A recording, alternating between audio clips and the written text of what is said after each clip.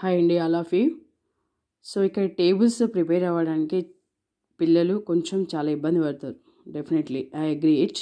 కానీ పిల్లలతో టేబుల్స్ నేర్పియాలంటే మనం ఒకే రోజు 20 టేబుల్స్ అడుగుతా నేను ఒక్కొక్కటి టూ టైమ్స్ రాయి అంటే పిల్లలు చేతులు నొప్పులతో ఒక్కొక్కరు టూ టేబుల్స్ని ఒక్కో టేబుల్ని 5 టైమ్స్ రాసుకురా 3 టైమ్స్ రాసుకురా, దానివల్ల టేబుల్స్ రావండి. తర్వాత ఒకే రోజు 20 టేబుల్స్ అడుగుతా నేను, ఏడబడతాడు అడుగుతా అంటే అయిపోయేవాడు, ఇంకా టెన్షన్ పడి నేర్చుకోడు. అప్పుడు అట్లా అట్లా కాకుండా టేబుల్స్ని ఈజీగా ఎలా నేర్పించాలంటే పిల్లలకి మనం అంటే ఎస్పెషల్లీ ఈ డ్యూటీ మ్యాథ్స్ టీచర్దే, ఓకేనా. మ్యాథ్స్ టీచర్ డైలీ ఏం చేయాలంటే పోయిన వెంటనే ఒక 4 లేదా 5 మెంబర్స్ని ర్యాండమ్గా అడిగితే చాలు. ఎలా అడగాలి? ఫస్ట్ డే ఇది అడగాలి, 2 table and 12 table. Next third day 3 table and 13. Next 4 table and 14 table. Next 5 table and 15 table. Next 6, 16. ఇలా అన్నీ మొత్తం లాస్ట్కి చూడండి 1 టేబుల్ 11 టేబుల్ వరకు మొత్తం రిపీట్ అయిపోతాయండి. అంటే ఈ చిన్నవి కదని వదలకండి, ఆ రోజు వాడు కొంచెం రిలీఫ్గా ఫీల్ అవుతాడు. కాబట్టి 10 టేబుల్ 20 టేబుల్ కూడా అడగండి, 1 టేబుల్ 11 టేబుల్ కూడా అడగండి. ఎందుకంటే 11 10 అంటే కూడా మిస్టేక్ చెప్పేటోళ్ళు కూడా ఉంటారు పిల్లలు కొంతమంది. కాబట్టి ఏ టేబుల్ వదలకుండా ఇవి ఈజీ ఉన్నాయి కదా అని వదిలేయకుండా కొన్నిసార్లు ఇవి మిస్టేక్ చేసే ప్రమాదం ఉంది.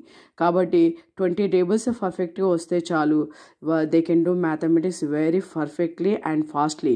ఎందుకంటే టేబుల్స్ అనేది centre of the mathematics. Tables వస్తేనే ఇంకా మల్టిప్లై వస్తుంది, డివిజన్స్ వస్తాయి, క్యాన్సిలేషన్స్ వస్తాయి, ఫ్రాక్షన్స్ వస్తాయి, అన్నీ వస్తాయి. టేబుల్స్ రాకుంటే ఏవీ రావు. కాబట్టి మనం డైలీ ఇట్లా 2 టేబుల్స్ నేర్పిస్తే చాలు. 2 టేబుల్ 12 టేబుల్, ఇలా 3 టేబుల్ అంటే పిల్లవాడు హ్యాపీగా ఫీల్ అవుతాడు.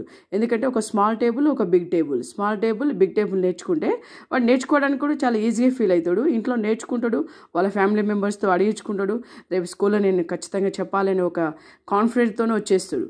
అంటే ఈ ప్రాసెస్ ఏమవుతుందంటే ఇటు స్లో లెర్నర్ టు టాపర్ వరకు అందరూ ఈజీగా నేర్చుకోగలుగుతారు. కాబట్టి ఇట్లా స్మాల్ది బిగ్ది నేర్పించండి. పిల్లలు కంపల్సరీ ఈజీగా నేర్చుకోవడమే కాదు, అన్ని మన మ్యాథ్స్లో ఉన్న కాన్సెప్ట్స్ కూడా మల్టిప్లై కానీ, డివిజన్స్ కానీ, క్యాన్సిలేషన్స్ కానీ చాలా ఈజీగా నేర్చుకుంటారు. ఈ టేబుల్స్ అడిగే విధానము ఏ క్లాస్కైనా ప్రతి క్లాస్కి అవసరం అండి. ప్రతి క్లాస్కి ఇలాగే అడగాలి. డైలీ ఒక first day, second day, third day మళ్ళీ టేబుల్స్ అయిపోయినట్టే మళ్ళీ రివిజన్, అలా డైలీ అడుగుతూనే ఉండాలి. డైలీ ఒక 3 మెంబర్స్ని అలా అడుగుతూ ఉంటే ఏమవుతుందంటే టేబుల్స్ పిల్లలు పర్ఫెక్ట్గా డైలీ 2 టేబుల్స్ నేర్చుకోవడం పెద్ద విషయం ఏం కాదు. ఒక 5 టేబుల్ వాడికి ఆల్రెడీ వచ్చిందే ఉంటుంది.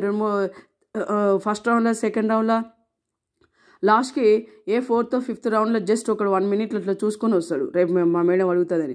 సో ఇట్లా చేసుకుంటూ వస్తే ఏమవుతుందంటే టేబుల్స్ వాడు ఎనీ టైం పర్ఫెక్ట్గా ఉంటాడు. దానివల్ల ఏమవుతుందంటే మ్యాథ్స్లో ఇంకా ఏ కాన్సెప్ట్ అయినా చేయడానికి ఇంట్రెస్ట్ చూపిస్తాడు. కాబట్టి ఇలా చేద్దాం, ఒక small table big table, daily 2 tables మాత్రమే అడుగుదాం. అప్పుడే పిల్లలు ఈజీగా ఫీల్ అవుతారు, టేబుల్స్ ఈజీగా నేర్చుకుంటారు. ఏ ట్రిక్స్ ఏవి అవసరం లేదండి, పిల్లలకి మంచి జ్ఞాపక శక్తి ఉంటుంది, ఖచ్చితంగా నేర్చుకుంటారు. ఓకేనా? సో ఐ థింక్ ఇది ఫాలో అవుతారని నేను ఆశిస్తున్నా. మీకు ఈ వీడియో ఒకవేళ నచ్చినట్లయితే like and subscribe me. Thank you. Like and subscribe my channel. Okay, thank you అండి.